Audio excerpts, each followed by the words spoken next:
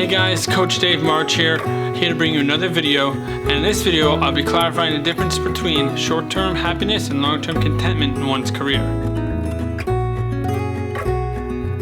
I'll also signify the key points of what it takes to sustain long-term contentment in a realistic manner.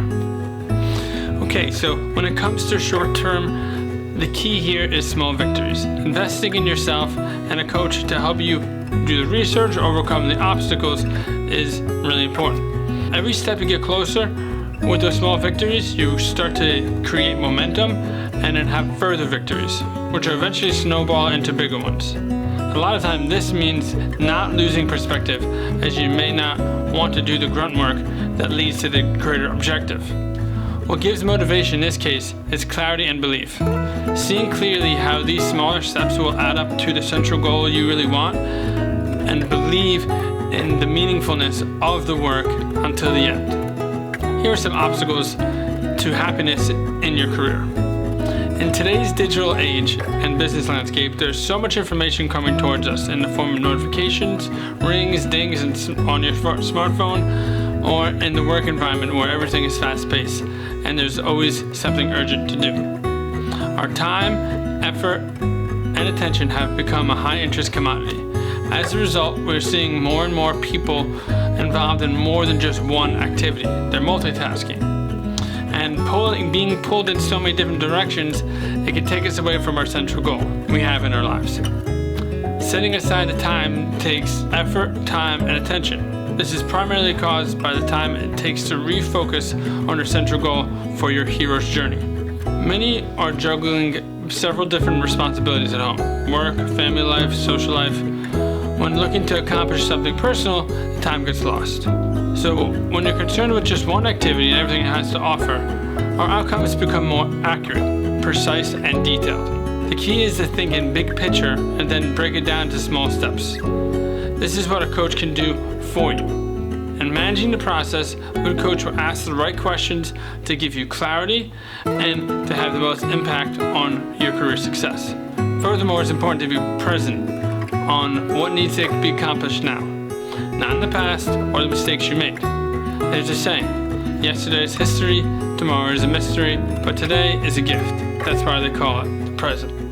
So here are the keys to achieving sustainable long-term happiness in your career. And when it comes to long-term sustainable happiness and success for your career, there are two important things. One is self-discovery. The second is a concept called flow. So when it comes to being more productive and happy in your career overall, it's important to reach your optimal level of performance. In a book named Flow, The Psychology of Optimal Experience, the author describes being fully engaged as the state of flow, defined as a state of concentration or complete absorption with the activity or situation at hand. This means being both mentally and emotionally engaged. They're united. And when united, they produce the feeling of optimal experience. Finding the right optimal level of engagement is related to finding the right amount of stress. Meanwhile, finding the right amount of stress is dependent on your self-understanding. This is not easy. However, like everything else in life, being successful at it takes consistent effort, time, and attention. It's also important not to get too excited about small results and breeze through the process. This is especially true when understanding yourself. Now, I've created a graphic illustration here to further explain finding your peak performance or optimal zone of performance. Achieving this state of flow is also described in a book called Keyguard. It explains the Japanese secret to a long and happy life. In my coaching training, I studied and trained on these ideas and concepts, and they keep on coming up. They are a key to what it means to sustain long-term contentment in a realistic manner. Some action steps to help you on your journey towards success, as the book suggests, are to take out a journal and write down answers to these three questions. 1. What do the activities that drive you to have the flow experience have in common? 2. Why do those activities drive you to your flow experience? Number 3, do you flow more when doing things that require you to move, your body or just to sit still and think. There's also another book that I really enjoyed, and in doing my research, it was very helpful in the self-discovery of finding your zone. The book is titled Finding the Zone by Gordon Lawrence.